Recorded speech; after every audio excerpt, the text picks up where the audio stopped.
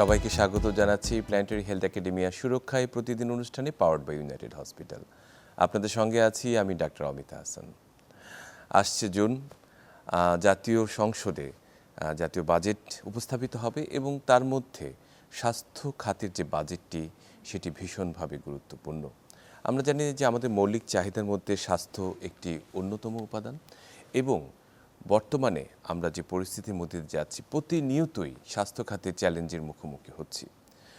আমরা দেখেছি করোনাকালীন সময়ে স্বাস্থ্য খাতের চ্যালেঞ্জ, আমরা দেখেছি তার পরবর্তী সময়ে যে নন কমিউনিকেবল ডিজিজের যে প্রকোপটি বেড়ে গেছে সেখানে চ্যালেঞ্জ, এবং বর্তমানে তাপদাহ চলছে, সেখানেও কিন্তু আসলে স্বাস্থ্য খাতকে চ্যালেঞ্জ নিতে হচ্ছে, মোকাবেলা করতে হচ্ছে। কিন্তু এর জন্য আসলে কি আমরা সারা বছরের প্রস্তুতিটি রয়েছে?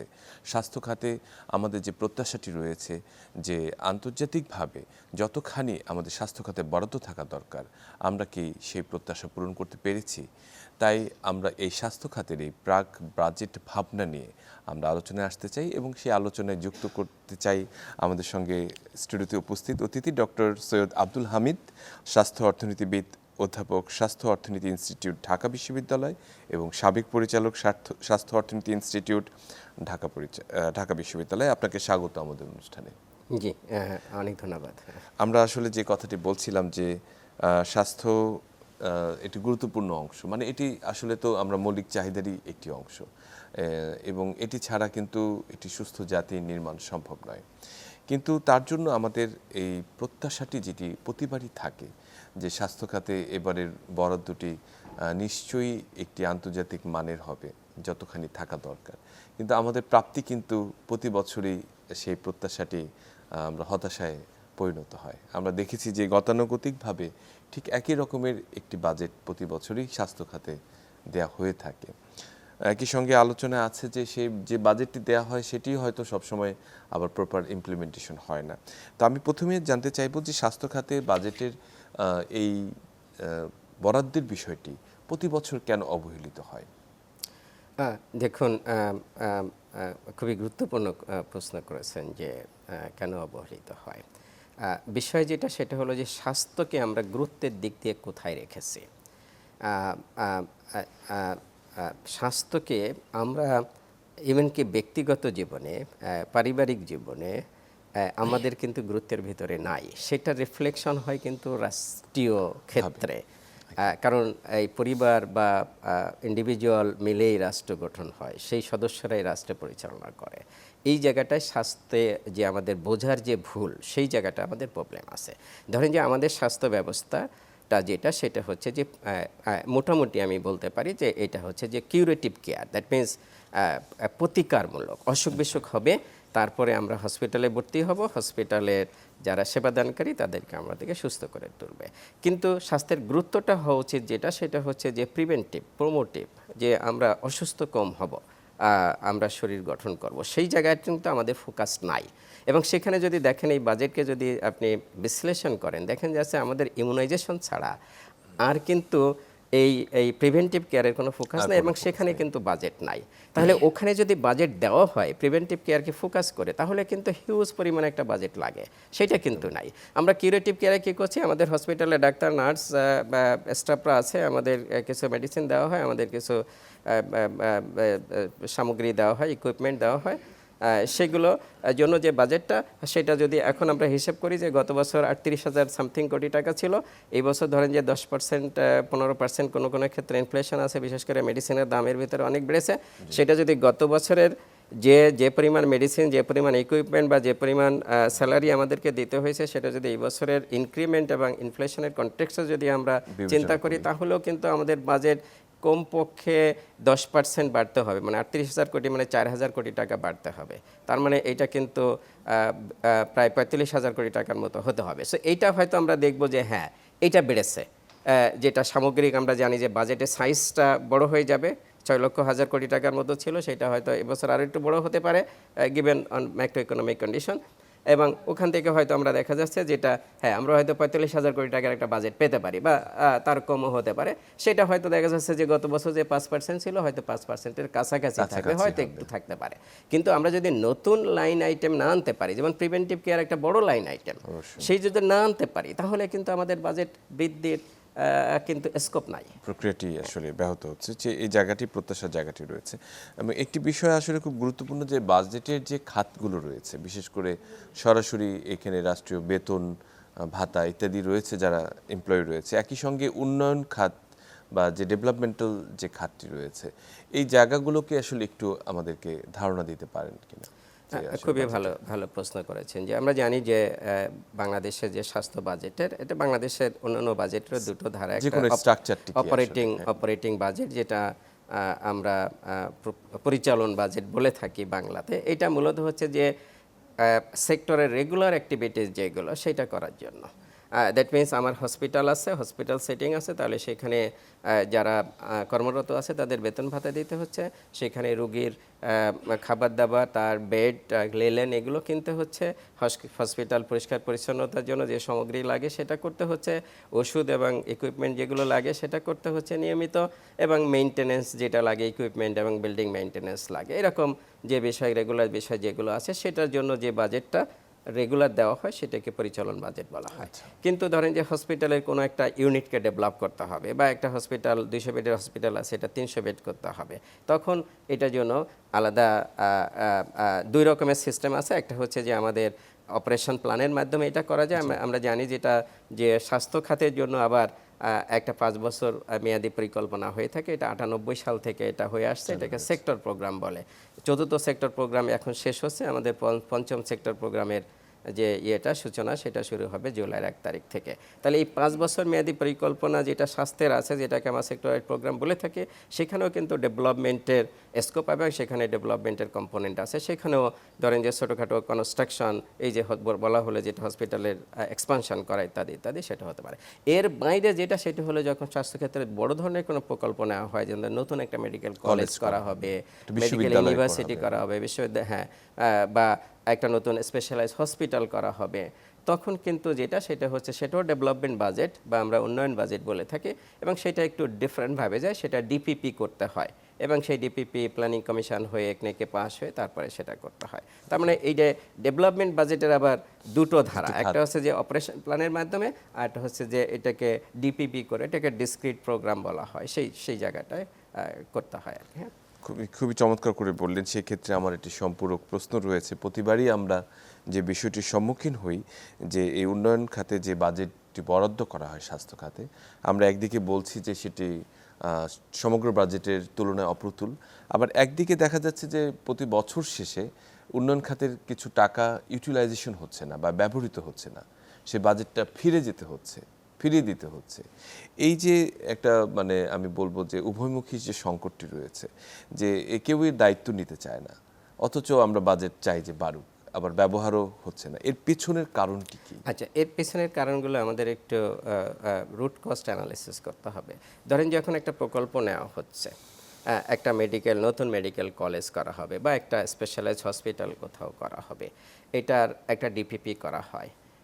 এই ডিপিপিতে ধরেন যে সমস্ত প্রকার হিসাব নিকেশ করা হয়, যে তার কত কষ্ট হবে, এবং কিভাবে এটা সাধারণত 5 বছর মেয়াদি একটা পরিকল্পনা থাকে। এই ডিপিপিগুলো সাধারণত 5 বছর লেন্থ থাকে আর কি। হ্যাঁ, তখন দেখা যাচ্ছে যে এটা একটা ফিজিবিলিটি এখন করা হচ্ছে, দ্যাট মিন জমি অধিগ্রহণ সহ নানা কিছু একটা ফিজিবিলিটি করা হচ্ছে। কিন্তু দেখা গেল যে জমি অধিগ্রহণ করতে গিয়ে প্রথম কাজটা সেটা হলো যে পিডি নিয়োগ। যে পিডি যাকে নিয়োগ করা হচ্ছে, এখন আমরা যোগ্য পিডি খুঁজে পাই না, এবং কেউ সাধারণত ভালো মানুষ যারা, বা একটু সৎ মানুষ যারা, বা দক্ষ মানুষ যারা, তারা কেউ পিডি হতে চায় না। কারণ পিডিটা নিয়োগ করা হয়, যেহেতু এটা মেডিকেল ফিল্ড, এটা পিডিটা নিয়োগ করা হয় ডাক্তারদের ভিতর থেকে। তাহলে কোনো যার ভালো প্র্যাকটিস আছে বা বেশ রেপুটেড, সে পিডি হতে চায় না। তার মানে পিডি পাওয়াটা কিন্তু একটা চ্যালেঞ্জ।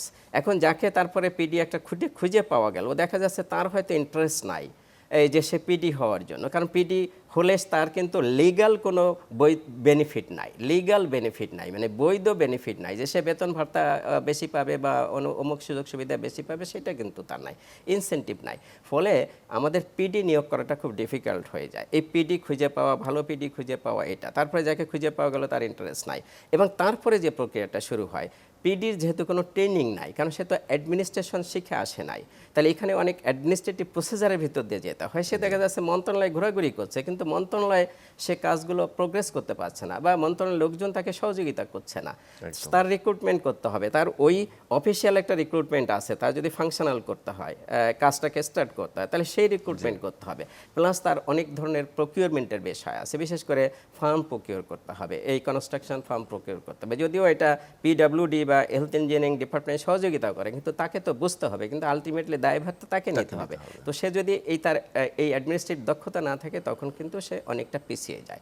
তারপরে আসেন যে একটা কনস্ট্রাকশন ফার্মকে দায়িত্ব দেওয়া হলো, এই কনস্ট্রাকশন ফার্ম যদি রংলি পিকড হয়ে যায়, আমাদের সমাজে তাই হয়, কারণ এখানে নানা রকমের ইনফ্লুয়েন্স থাকে।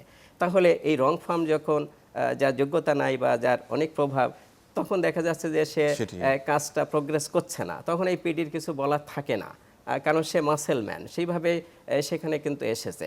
আবার দেখা যাচ্ছে এমন কনস্ট্রাকশন ফার্মকে চয়েস করা হয়েছে যার হয়তো লিকুইডিটি ক্রাইসিস আছে, সে সরকারি টাকাটার উপর নির্ভর করবে, তার একটা যে টাকাটা দেওয়া হয়েছিল সেই টাকাটা যখন শেষ হয়ে যাচ্ছে, দেখা যাচ্ছে সে আরেকটা বিলের জন্য অপেক্ষা করছে, বিলটা যখন পাবে তখন সে কাজ শুরু করবে, এবং কিন্তু কালক্ষেপণ হচ্ছে।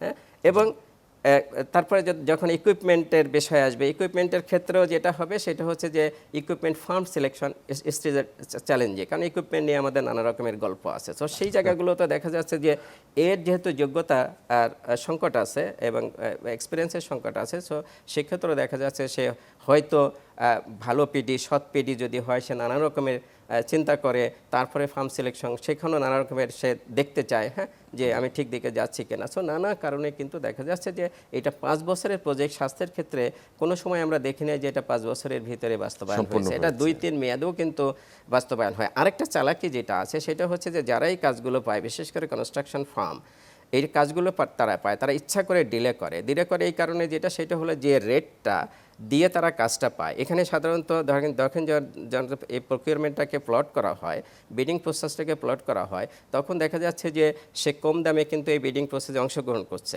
এবং কম দামে অংশগ্রহণ করে সে কিন্তু প্রজেক্টটা পেয়ে যাচ্ছে। যেহেতু আমাদের cost and quality based procurement policy maintain করা হয়, মানে শুধু কোয়ালিটি না, কস্টটাকে কনসিডার করা হয়, এবং সেখানে মার্কস আসবে। সাধারণত দেখা যায় যারা কস্ট কম দিয়েছে তারা কিন্তু এখানে উইন করছে, এবং সে কস্ট কম দিয়ে উইন করলো, এবং উইন করে সে যেটা ডিলে করলো, এবং যদি সে ডিলে করতে পারে তাহলে দেখা যাচ্ছে যে এটা কিন্তু পরে রিশিডিউলিং হচ্ছে, দ্যাট মিনস রেটটা পুনর্নির্ধারণ করা হচ্ছে, সে কিন্তু সেই সুযোগটাও নিতে চায়। সেই নানা কারণ আছে যেটা সেটা হলো যে ডেভেলপমেন্ট প্রজেক্টগুলো দেরি হচ্ছে, এবং এ ব্যাপারে আসলে দক্ষ যে জনবল এবং চিন্তাভাবনার লোকের আসলে ভীষণভাবে প্রয়োজন রয়েছে যারা কাজটি করবে। বাজেট আসন্ন, কাজেই ভাবনাটি কিন্তু আসলেই বিশেষ করে আমরা যারা স্বাস্থ্য খাতে কাজ করছি তাদের মধ্যে এসেই যায়। একই সঙ্গে আমি এই কথাটি বলতে চাই যে আপনি যে বললেন যে বর্তমানে যে বৈশ্বিক যেটা অস্থিরতা বিরাজ করছে, শুধু এটি দেশে নয়, অর্থনৈতিক যে অস্থিরতা বিরাজ করছে, সেটির কারণে ইনফ্লেশন বা যে মূল্যস্ফীতি, এটির কারণে কিন্তু প্রভাব কিন্তু স্বাস্থ্য খাতে পড়েছে। আমরা দেখেছি ওষুধের দাম যেটি আমরা যদি হিসাব করি গত বছরের তুলনায়, সেটি কিন্তু অনেক গুণে বেড়েছে, এবং সাধারণ মানুষের আওতার বাইরে অনেক ক্ষেত্রে চলে যাচ্ছে সব ধরনের ওষুধ। একই সঙ্গে সরকারি যে জায়গাগুলোতে চিকিৎসা দেওয়া হচ্ছে তার বিরূপ প্রভাব কিন্তু আসতে বাধ্য। সে একই সঙ্গে আমার আসলে যেটি জানার ইচ্ছা রয়েছে সেটি হচ্ছে যে আমাদের আউট অফ পকেট এক্সপেন্ডিচার বা আমাদের একেবারেই যেটি হিসাব বহির্ভূত, যেটা নিজের পকেট থেকে খরচ করতে হচ্ছে, সেটি কিন্তু গত বছর প্রায় 74%-এর উপরে, 70%-এর উপরে ছিল, যেটি আসলে বিস্ময়কর। যে আমরা ভাবি যে আমরা সেবা নিচ্ছি সরকারি হাসপাতাল থেকে, কিন্তু নিজের পকেট থেকে কিন্তু অনেকগুলো টাকা বেরিয়ে যাচ্ছে, এবং সেই মূল্যস্ফীতির কারণে কিন্তু সেবার এটি আস্তে আস্তে আরও বাড়ছে, এবং মানুষের অর্থনৈতিক সক্ষমতা খানিকটা আমি বলবো যে বাধাগ্রস্ত হয়েছে কিছু কিছু ক্ষেত্রে। তো এই জায়গাটিকে বাজেটের উপর প্রভাব কিভাবে পড়তে পারে, বা বাজেট আসলে এটিকে কিভাবে সহায়তা করতে পারে? দেখুন, আপনি যেটা শেষে বললেন, আমি যদি এটা দিয়ে শুরু করি যে আমাদের আউট অফ পকেট পেমেন্ট, এটা সত্যি অ্যালার্মিং, এবং এটার জন্য প্রতি বছর প্রায় 5-7% মানুষ দারিদ্র্যসীমার নিচে চলে যাচ্ছে। প্রায় 25% মানুষ এটা ক্যাটাস্ট্রফিক, মানে বিপর্যয়ের ভিতরে পড়ছে যে এই স্বাস্থ্যসেবার ব্যয় বহন করতে গিয়ে। সো এটা একটা সাংঘাতিক বিষয়। তাহলে এটাকে কিন্তু বাজেটে আমলে নিতে হবে। এখন কিভাবে আমলে নেওয়া যায় সেটা হলো যে, লোক, আমরা জানি যে এই আউট অফ পকেট পেমেন্টটা যদি আমরা বেসরকারি জায়গায় যাই তাহলে সেটা তো পুরোটাই পকেট থেকে দিতে হচ্ছে, আর সরকারি জায়গায় যদি যাই সরকারি ফ্যাসিলিটিজে, তাহলে পুরোটা পকেট থেকে দিতে হচ্ছে না। তার মানে এবং এটা আরও দিতে হবে না, আরও কম দিতে হবে যদি সরকারি ফ্যাসিলিটিসগুলো ফাংশনাল করা যায়। তার মানে আমাদের ফ্যাসিলিটিস আছে, বিশেষ করে আমাদের কমিউনিটি ক্লিনিক থেকে শুরু করে বঙ্গবন্ধু মেডিকেল ইউনিভার্সিটি পর্যন্ত এটা একটা ভালো নেটওয়ার্ক আছে, এবং এই নেটওয়ার্কটা কিন্তু পৃথিবীর অন্য অন্য দেশে কিন্তু নাই এরকম একটা সুসংগঠিত নেটওয়ার্ক। বাট সবচেয়ে মানে বড় প্রবলেম যেটা, আমরা নেটওয়ার্কে ফাংশন করতে পারছি না, এবং কোন জায়গাটা ফাংশন করতে পারছি না সেটা নিচের অংশ, যে অংশটা সবচেয়ে বেশি গুরুত্বপূর্ণ, কারণ প্রাইমারি কেয়ার, সেই প্রাইমারি কেয়ারের জায়গাটাতে আমরা ফাংশন করতে পারছি না। তাহলে এইখানে যদি আমরা ফাংশন করতে পারতাম তাহলে যেটা হতো সেটা হচ্ছে যে অনেক রুগীকে দূরে যেতে হতো না। আমাদের একটা স্টাডি আছে যেটা, সেটা হচ্ছে যে শুধুমাত্র দূরে স্বাস্থ্যসেবা নেওয়ার জন্য বছরে 4,000 কোটি টাকার উপরে মানুষের পকেট থেকে ব্যয় হচ্ছে। দ্যাট মিনস সে তার এলাকার বাইরে গিয়ে ডিস্ট্রিক্টে বা মেডিকেল কলেজে বা ঢাকাতে এসে ট্রিটমেন্ট নিচ্ছে, দূরে গিয়ে ট্রিটমেন্ট নিচ্ছে, সেই জন্য তাকে ডাইরেক্টলি ইনডাইরেক্টলি প্রায় 4,000 কোটি টাকার মতো মানুষের ব্যয় হচ্ছে। তার মানে এখানে কোশ্চেন যেটা, সেটা হলো বাজেটের সেই রিফ্লেকশনটাই আমরা চাই, এবং যেটা মাননীয় মন্ত্রী এবার বারবার বলছেন যে আমি উপজেলা এবং নিচের লেভেল ফ্যাসিলিটিকে সচল করতে চাই। উনি বলেছেন যে এটা ফাংশনাল নেই, সেটাকে ফাংশনাল করতে চাই, তাহলে সেই ফাংশনাল করার জন্য যে ব্যবস্থা সেটা করতে হবে, এবং সেই ব্যবস্থাটা কি? আমরা যদি কমিউনিটি ক্লিনিক থেকে শুরু করি, তাহলে কমিউনিটি ক্লিনিকে আমরা জানি যে ওখানে ওষুধ আছে, বাট ওষুধ যে ডিসপেন্স করছে সে একজন নন মেডিকেল পারসন, এবং এটা মূলত কিন্তু ওষুধ ডিসপেন্সিং সেন্টার হয়েছে, এটা সেবা কেন্দ্র না।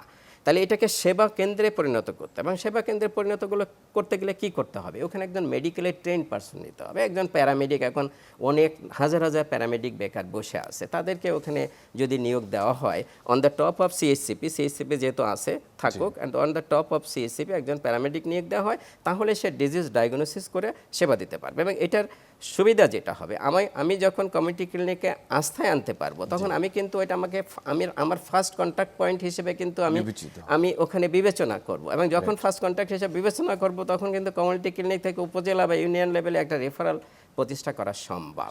এর আগে কিন্তু সম্ভব না, কারণ আমাকে এখন জোর করে যদি বলা হয় যে তুমি কমিউনিটি ক্লিনিকে প্রথমে যাবা, তারপরে কমিউনিটি ক্লিনিক তোমাকে রেফার করবে, আমার তো এটা আস্থার ভিতরে নাই, কারণ ওখানে তো আছে একজন ইন্টারমিডিয়েট পাস 2-3 মাসের ট্রেনিং পেয়েছে, এবং সে ভুলে গেছে সব কিছু। সে অনেক ক্ষেত্রে সে কিন্তু এই ব্লাড প্রেশারটা মেজার করতে পারে না, গ্লুকো মিটার যেটা দেওয়া হয়েছে সেটা নষ্ট, আপনি ভিজিট করে দেখবেন সেই জায়গাতে, সেটা তো আমার আস্থায় আসবে না।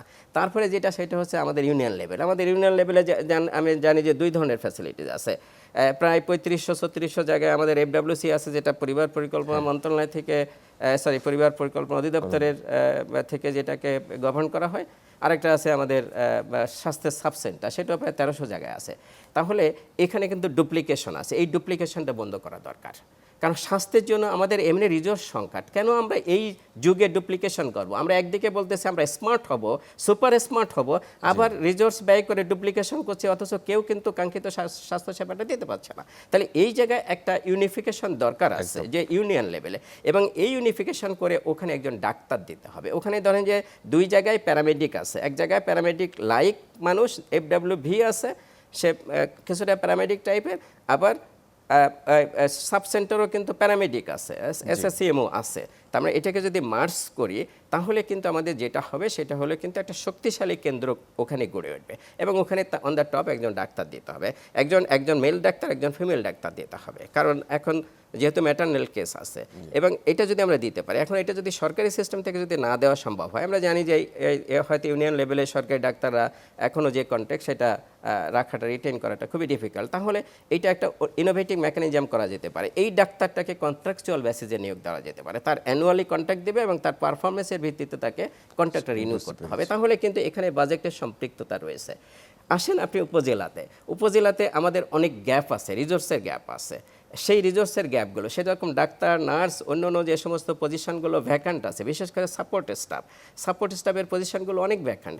এখন যেভাবে সাপোর্ট স্টাফটা দেওয়া হচ্ছে আউটসোর্সিং বেসিসে, এই আউটসোর্সিংটা কাজ করছে না, এটা বিস্ফোরা হয়ে গেছে, কারণ এখানে 3-4 লেয়ারে আউটসোর্সিং আছে। আমাকে দায়িত্ব দেওয়া হলে আমি আউটসোর্সিং ফার্মে একজনকে নিয়োগ দিলাম, এই আউটসোর্সিং প্রসেসে আমি যেরকম তার কাছ থেকে ব্রাইবিং নেওয়ার সুযোগ আছে, অনেক ক্ষেত্রে সেটা নেওয়া হচ্ছে, এবং সে নিয়োগ পেল, সে নিয়োগ পেয়ে দেখা গেল সে আবার আরেকজনকে অ্যাসাইন করছে। সো দেখা যাচ্ছে যে যে লোকটা কাজ করছে সে স্বল্প বেতনে কাজ করছে এবং তাকে দিয়ে কাজ করানো যাচ্ছে না, এবং সে কিন্তু হসপিটাল কিন্তু ইনসিকিউর হয়ে যাচ্ছে। এটা আমাদের একটু মনে রাখতে হবে যে হসপিটাল কিন্তু সিকিউরিটি একটা বিষয়, কারণ সেখানে মেল পেশেন্টের সাথে ফিমেল পেশেন্ট আছে, নানা ধরনের পেশেন্ট আছে। এখনকার দিনে ডাক্তাররা বেশিরভাগ ক্ষেত্রেই কিন্তু ফিমেল, তাদের সিকিউরিটির দরকার আছে। আজকের একজন যুবক যে আউটসোর্সিংয়ে চাকরি পেল, সে দেখা যাচ্ছে যে আগামী বছর যদি আউটসোর্সিং ফার্ম চেঞ্জ হয়ে যায় তাহলে ওই যুবকের চাকরি নাই হয়তো। তার মানে সে চাকরি নেয়, অথচ সে কিন্তু এখানে চাকরি করছে। এই হসপিটালের যত গুমট আছে সে কিন্তু জানে কোথায় ফাঁকফোকর আছে, কোথায় কি করতে হবে। সে যদি ওখান থেকে একটা গুরুত্বপূর্ণ যন্ত্র নিয়ে যায়, একজনকে ভিক্টিমাইজ করে, তাহলে কিন্তু একটা প্রবলেম হয়ে যেতে পারে। এই জন্য ভবিষ্যতে সিকিউরিটির জন্য আমাদের এই আউটসোর্সিং প্রথা বন্ধ করে যদি আমরা এই সমস্ত জায়গায় নিয়োগ দিতে পারি, এবং এই নিয়োগটা যেটা হতে হবে আমরা জানি সেটা হলো তৃতীয় চতুর্থ শ্রেণীর কর্মচারী যারা, তাদেরকে সাধারণত ফিক্সড নিয়োগ দেওয়া হয়, তারা সারা জীবন ধরে ওখানে থাকে। এই প্রথা তুলে দিতে হবে। ডিস্ট্রিক্টের ভিতরে বা ইভেন কি বিভাগের ভিতরে তারা প্রতি 3 বছর পর্যন্ত অটোমেটিক তাদেরকে পোস্টিংয়ের ব্যবস্থা করতে হবে, যাতে ওখানে শিকড় না গজা যায়। শিকড় গজালে লোকাল হয়ে যায়, এবং লোকাল হলে তারা মাসেল ম্যান হয়ে যায়। এই জায়গাটি আসলে ভীষণভাবে বিভিন্ন জায়গায় আসলে আমি আরেকটা জিনিস বলি, সেটা হচ্ছে যে আমাদের ওষুধ, যেটা আমাদের এখন মোটামুটি একটা ভালো বাজেট দেওয়া হয়, এমএসআর এর জন্য একটা ভালো বাজেট দেওয়া হয়, এবং সেই এমএসআর এর বাজেটের সাথে সম্পৃক্ত বাজেটের যেহেতু ইনফ্লেশনের বিষয় আছে, যে গত বছর এমএসআর এর জন্য যে বাজেট দেওয়া হয়েছিল, এই বছর কমপক্ষে সেটা 15% যদি বেশি না দেওয়া হয়, তাহলে কিন্তু গত বছর যে পরিমাণ ওষুধ কেনা সম্ভব হয়েছিল এই বছর কেনা সম্ভব হবে না, কারণ ওষুধের অনেক ইনফ্লেশন হয়েছে, যেটা আপনি বললেন। ঠিক একইভাবে যেহেতু ইডিসিএল থেকে একটা বাল্ক ওষুধ নেওয়া হয়, ইডিসিএলের কিন্তু দামের পরিবর্তন হয়েছে। তো সেক্ষেত্রেও কিন্তু আমাদের ওষুধের জন্য বাজেট লাগে। আমাদের আরেকটা শর্টকামিং আছে, সেটা হচ্ছে যে এই ওষুধের কথা যখন বলছি, আপনি জানেন যে এবছর যে তাপমাত্রা, এই যে তাপমাত্রা যেটা, সেটা হলো সব জায়গায় 35 ডিগ্রির উপরে, 45ও হচ্ছে কোনো জায়গায়। আমাদের যে ওষুধের এবং যে ওষুধগুলো এমনি নর্মাল টেম্পারেচারে রাখা যায়, সেটাও কিন্তু 30 ডিগ্রির নিচে টেম্পারেচারে রাখতে হয়, যেটা ওষুধের গায়ে লেখা থাকে। আর কিছু আছে যেটা তো ফ্রিজে রাখতে হয়। তাহলে নর্মাল যে ওষুধগুলো, এটা 30-এর নিচে যদি রাখতে হয়, তাহলে আমাদের কিন্তু ডেডিকেটেড স্টোর নাই, যেটা কুলিং সিস্টেম আছে এবং যে ওষুধগুলো রাখা যাবে। প্রথমে যে আমরা যে ওষুধগুলো প্রকিওর করছি, সেটা ইডিসিএল হোক, সেটা অন্য জায়গার থেকে হোক, সেটার কোয়ালিটি নিয়ে কোয়েশ্চেন আছে, এবং তারপরে যেটা আছে সেটা হলো ওষুধের গুণাগুণগুলো বিকজ অফ এই প্রপার স্টোরিং ফ্যাসিলিটিস না থাকার কারণে নষ্ট হচ্ছে। সো এই কারণেও কিন্তু দেখা যাচ্ছে যে মানুষের এই সরকারি হসপিটালের উপর আস্থা হারায় এবং বাইরে চলে যায়, out of pocket diagnostic facility যেটা, সেই ডায়াগনস্টিক ফ্যাসিলিটি তো অপ্রতুল। তাহলে এখানে আমাদের কেন আমরা সরকারি হসপিটাল থেকে আমরা ডায়াগনস্টিক ফ্যাসিলিটিসটা দিতে পারবো না? এখন আমরা আশা করি যেহেতু 2 জন মন্ত্রী এই ডাক্তার, ওনারা হসপিটালের এই বিষয়গুলো জানেন, এই ইনপুট মিক্স, স্কিল মিক্স কি থাকলে স্বাস্থ্যসেবা দেওয়া যায়, তো সেটার একটা রিফ্লেকশন কিন্তু আমরা দেখতে চাই যে এবারে বাজেটে, স্বাস্থ্য বাজেট, মানে সেটিও একটি প্রত্যাশা যে সবাই আসলে অধীর আগ্রহে অপেক্ষা করছে যে মানে একই সেক্টরের মন্ত্রী এবং আসলে প্রতিমন্ত্রী হওয়ার কারণে ওনারা আসলে এই জায়গাটিতে কি প্রত্যাশা করছেন, মানুষ এটা আসলে নিশ্চয়ই আশা করে আছেন। আমি একই সঙ্গে এটি যুক্ত করতে চাই যে অনেক সময় দেখা যাচ্ছে যে উন্নয়নের খাত বা যেভাবে হোক না কেন কথা দেওয়া হয়ে থাকতে পারে যে কখনো কখনো 100 বেডের যে জেলা সদর হসপিটালগুলোকে 250 বেডে উন্নতি করা হয়েছে, 30 বেডের হসপিটালগুলোকে 50 বেডে করা হয়েছে বা 100 বেডে করা হয়েছে কোথাও, বিশেষ করে উপজেলা এবং জেলা সম্পৃক্ত যা, কিন্তু তার জনবল কিন্তু আসলে সেই হিসেবে সমন্বয় করা হয়নি। দেখা যাচ্ছে 100 বেডের হসপিটালের যে জনবল, সেটি দিয়েই 250 বেডের হসপিটাল চলছে এবং দিনের পর দিন চলছে। সেক্ষেত্রে দুটি সংকট হতে পারে, একটি হচ্ছে বাজেট সংকট, যেটি আপনি বললেন যে আসলে তো আরও পোস্টেড লোক থাকার কথা ছিল, সে বাজেটটি তারা হারাচ্ছেন এক, আর দ্বিতীয়টি হচ্ছে যে সেবার সংকট, যে মানের সংকট বা কোয়ালিটির সংকট। এই জায়গাটিকে আসলে কিভাবে দেখেন, খুবই গুরুত্বপূর্ণ। এটা কিন্তু পুরনো ঘটনা, মানে এটা প্রতি বছরই আলোচনা হয়, প্রতি মিটিংয়ে এই বিষয়গুলো কথা বলা হয়, কিন্তু এটা কোনো সমাধান আমরা দেখতে পাচ্ছি না যে আমরা কেন একটা ফ্যাসিলিটিস করব, সেই ফ্যাসিলিটিসটা সেখানে ফ্যাসিলিটিসটা রান করার জন্য যা কিছু দরকার, বিশেষ করে হিউম্যান রিসোর্স ছাড়া তো এটা ফ্যাসিলিটি রান করা যাবে না। আপনি যেটা বললেন যে দেখা যাচ্ছে 100 বেড থেকে 200 বেডে নেওয়া হয়েছে এবং 20-30 বছরেও কিন্তু সেই 200 বেডের ম্যান পাওয়ারটা সে পাচ্ছে না। তারপরে কিন্তু ওই 2 দফায় কিন্তু হসপিটাল চেঞ্জ হয়ে তো এটা 500 বেডও হয়ে যেতে পারে। সেম 100 বেডের লোক বল নিয়ে চলছে, এবং যখনই 100 বেড থেকে 200 বেডের লোক বল যখন পাবে, ওই হসপিটাল দেখা যাচ্ছে বেড হয়তো 400 বা 450 হয়ে গেছে। তার মানে এই যে গ্যাপটা, এই গ্যাপটা রয়ে গেছে। তাহলে কেন? এটাই আমাদের মেন্টালিটির বিষয়। আমরা কেন একটা হসপিটালকে উদ্বোধন করব তার পরিপূর্ণ প্রস্তুতি না নিয়ে? আমরা মেট্রো রেল উদ্বোধন করলাম, এখন মেট্রো রেলের যে লোকবল, তার ড্রাইভার, তার সিকিউরিটি, তার যে মেকানিক্স, ইঞ্জিনিয়ার এবং তার যে গেটম্যান, এগুলোকে নিয়োগ না দিয়ে আমরা মেট্রো রেল উদ্বোধন করেছি। তাহলে এইটা যদি আমরা এখন এয়ারপোর্টে 3rd টার্মিনাল উদ্বোধন করব, যখন ফাংশনালি উদ্বোধন করব, নিশ্চয়ই তখন হিউম্যান রিসোর্স থাকবে এবং সমস্ত ফিল্ডে হিউম্যান রিসোর্স থাকবে, তাই না?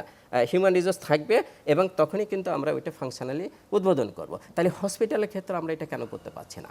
এই হসপিটালের ক্ষেত্রে আমরা করতে পারছি না কারণ হচ্ছে যে এইটা আমাদের বোকামি। কারণ এখানে অ্যাডমিনিস্ট্রেটিভ যে প্রসিজারগুলো, ডেফিনেটলি এটা কখন হতে হবে? যখন একটা হসপিটালে ধরেন যে বেড এক্সপানশনের কাজ শুরু হয়ে যাবে। কনস্ট্রাকশনে তো 1, 2, 3 বছর লাগে, এই প্রস্তুতির জন্য 1, 2, 3 বছর লাগে, তাই না? তাহলে এই যখনই আমার ডিপিপিটা তৈরি হবে, সেই ডিপিপি তৈরির শুরুতে যেহেতু এটার কনস্ট্রাকশন হচ্ছে, তাহলে আমি একই সময় আমি করে ফেলতে হবে আমাকে লোকবলের নিয়োগের যে প্রসেসটা, এটা পোস্ট স্যাংশন এবং নিয়োগের যে প্রসেসটা, সেটা শুরু করতে হবে। যেহেতু আমাদের লোকবলগুলো, ডাক্তার লোকবল, এটা বিসিএসের মাধ্যমে হয়, তাহলে বিসিএসের মাধ্যমে এটা নিতে গেলে তো আমাদের একটা 2-3 বছর একটা টাইম পিরিয়ড লাগে। তাহলে সেই সময়টা কিন্তু আমাদের মাথায় রাখতে হবে। এই যে অ্যাডমিনিস্ট্রেটিভ ডিলেমি আমি বলবো, বা এটা আমি বলবো যে এটা ল্যাকিং এবং সাংঘাতিক রকমের ল্যাকিং, এই জিনিসটাই আমাদেরকে সমূলে উৎপাটন করতে হবে। তা না হলে কিন্তু এই বিষয়গুলো একটা বিস্ফোরা।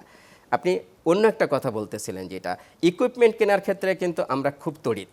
দেখা যাচ্ছে যে এই হসপিটালগুলোতে কিন্তু ইকুইপমেন্ট কিন্তু চলে গেছে এবং সাথে সাথে চলে গেছে, এবং ইকুইপমেন্টগুলো যেহেতু হিউম্যান রিসোর্স নাই, কাঙ্ক্ষিত হিউম্যান রিসোর্স নাই, তাহলে ইকুইপমেন্টগুলো কিন্তু পড়ে আছে। তাহলে কেন আমরা এটা কিনবো? এই যে অপচয়গুলো, এইগুলো রোধ করা দরকার। এখন কেন ইকুইপমেন্ট কেনা হয় সেটা আমরা সবাই জানি, কারণ এখানে কোনো গ্রুপের ভেস্টেড ইন্টারেস্ট থাকতে পারে।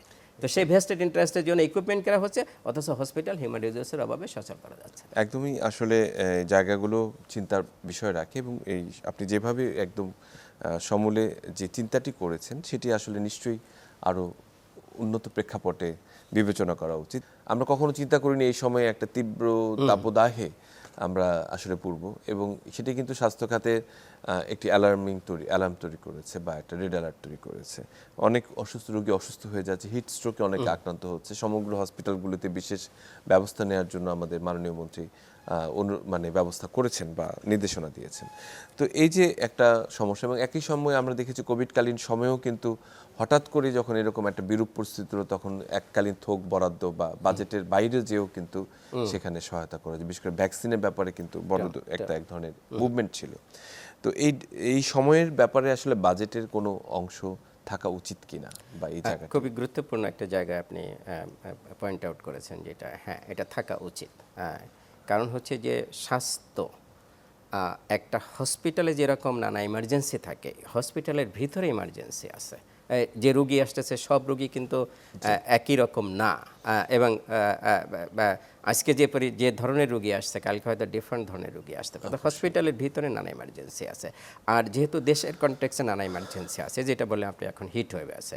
কোভিডের সময় দেখলাম, কোভিডের ভিতরে প্রচণ্ড বন্যা হয়েছে, আমাদের কোস্টাল বেল্টে নানা ঝড় জলোচ্ছ্বাস হতে পারে। তাহলে এইগুলোর জন্য যেটা দরকার, সেটা হলো যে স্বাস্থ্যের জন্য একটা সব সময় একটা এমার্জেন্সি রেসপন্স ফান্ড, এবং যে ফান্ডটা থাকলে, ডেডিকেটেড থাকলে, যে যখনই এই এমার্জেন্সিটাকে ট্রিগার করবে, তখনই কিন্তু ওই ফান্ডটা অটোমেটিক্যালি ওখানে চলে যাবে।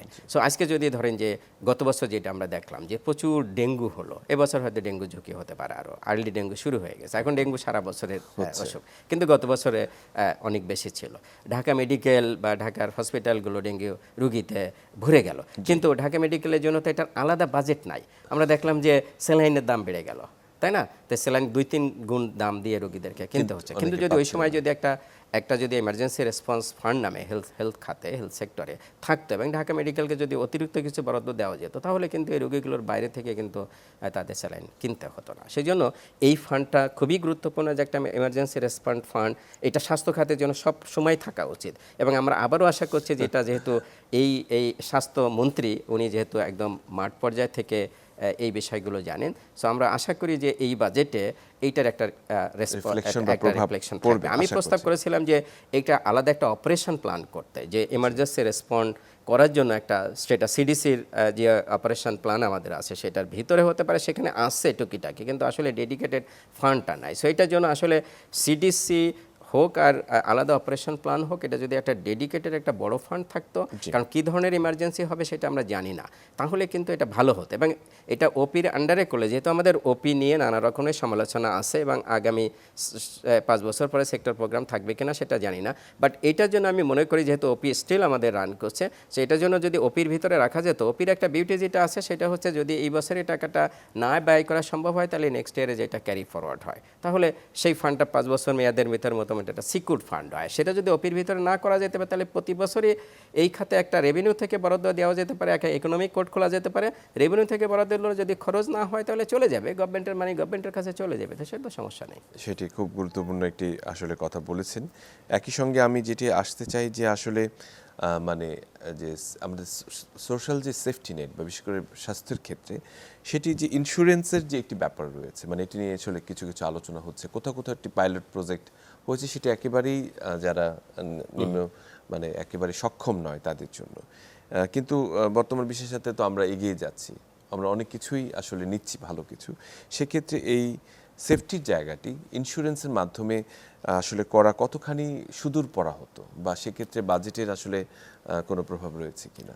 খুবই গুরুত্বপূর্ণ বিষয়। দেখুন, আমাদের যে 2012 সালে যে হেলথ কেয়ার ফাইন্যান্সিং স্ট্র্যাটেজি একটা করা হয়েছিল, সেখানে কিন্তু বলা হয়েছিল লোককে 3 ভাগে ভাগ করা হয়েছিল, একটা দরিদ্র, একটা ইনফর্মাল সেক্টর, একটা ফর্মাল সেক্টর। ফর্মাল সেক্টরের জন্য ইন্স্যুরেন্স করা, ফর্মাল সেক্টর মানে গভর্নমেন্ট অফিসিয়ালস এবং আদার যারা কর্পোরেট সেক্টরে আছে তাদের জন্য ইন্স্যুরেন্স মেকানিজম চালুর কথা বলা হয়েছিল। আর দরিদ্র মানুষের জন্য এসএসকে স্বাস্থ্য সুরক্ষা কর্মসূচি নামে একটা করা হয়েছিল। আরেকটা ছিল যে যারা ইনফর্মাল সেক্টর তাদের জন্য কমিউনিটি বেস ইন্স্যুরেন্স বা মাইক্রো ইন্স্যুরেন্স তখনকার দিনে বেশ জনপ্রিয় ছিল সেটা। এখন এই জায়গাটাকে আমাদের একটু রিথিঙ্ক করতে হবে। রিথিঙ্কের বিষয় যেটা সেটা হচ্ছে যে এসএসকে আপনি যেটা বললেন আপনার কথায়, সেটা হলো সীমিতভাবে চালু হয়েছে। এটা টাঙ্গাইলে সে 2016 সাল থেকে 3টা উপজেলাতে চালু ছিল। এখন টাঙ্গাইলে পুরো ডিস্ট্রিক্টটাকেও সীমিত পর্যায়ে চালু করা হয়েছে এবং আরও কয়েকটা ডিস্ট্রিক্ট এটা চালুর জন্য প্রসেসে আছে। বাট কোয়েশ্চেন যেটা সেটা হলো এসএসকে যেটা সেটা হলো টার্গেট টু দ্য পুয়ার।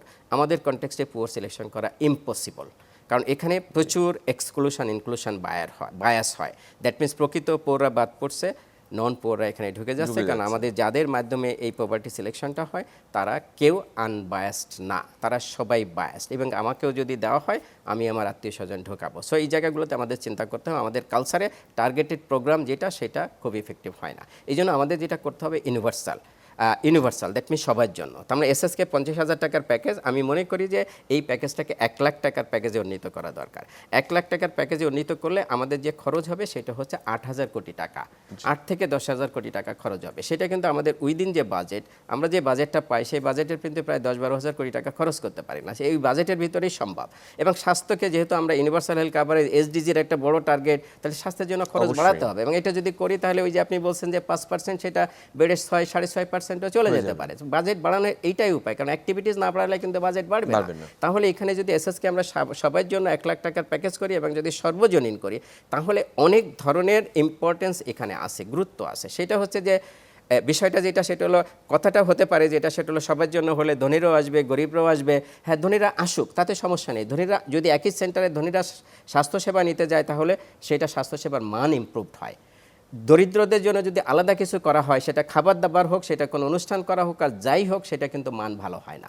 তো সেই জন্য সবাই আসলে স্বাস্থ্যসেবার মানটা ভালো হয়। 1, 2 হচ্ছে যেটা সেটা হচ্ছে যে যে যে ধনীরা, সব ধনীরা এখানে আসবে না। আমি মনে করি যে 40% এখানে আসবে না, 60% এখানে আসবে, এবং তাদের জন্য যদি এটা ব্যবস্থা করা হয় তাহলে কিন্তু এটা স্বাস্থ্যের এবং একটা রেফারেল সিস্টেমও কিন্তু প্রতিষ্ঠা। খুবই চমৎকার করে বলেছেন। আমাদের এই একেবারে শেষ পর্যায়ে বিশেষ করে আসন্ন বাজেটে স্বাস্থ্য খাতটি আরও বিশেষ গুরুত্ব পাবে, এবং আশা করি আপনার যে তথ্যগুলো আজকে দিলে সেটি প্রতিফলিত হোক, সেটি আমাদের প্রত্যাশা। আর নিশ্চয়ই আবার কথা হবে আপনার সঙ্গে। সুপ্রিয় দর্শক, আমরা একেবারেই শেষ পর্যায়ে আমাদের স্বাস্থ্য খাতে বাজেট ভাবনা নিয়ে কিছু আলোচনা করছিলাম। আমরা চাই একটি সবার জন্য সমন্বিত সুন্দর স্বাস্থ্য বাজেট, যাতে দেশের এবং জনগণের স্বাস্থ্য খাতটি সুরক্ষিত হয়। সবাই ভালো থাকবেন, সুস্থ থাকবেন।